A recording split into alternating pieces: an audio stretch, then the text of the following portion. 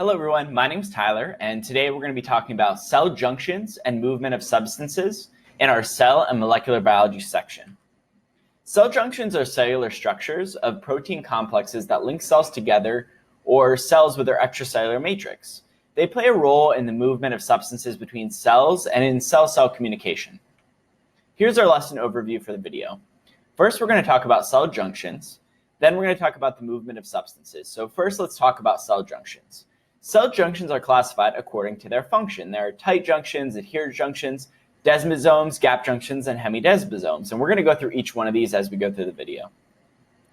Tight junctions provide a tight seal to prevent leakage. These are found in any area that there's, say, like a lumen, like in your intestinal tract, or any area that you need to isolate an epithelium that's going to separate substances from, say, an internal or external environment. So you're going to have epithelia that are going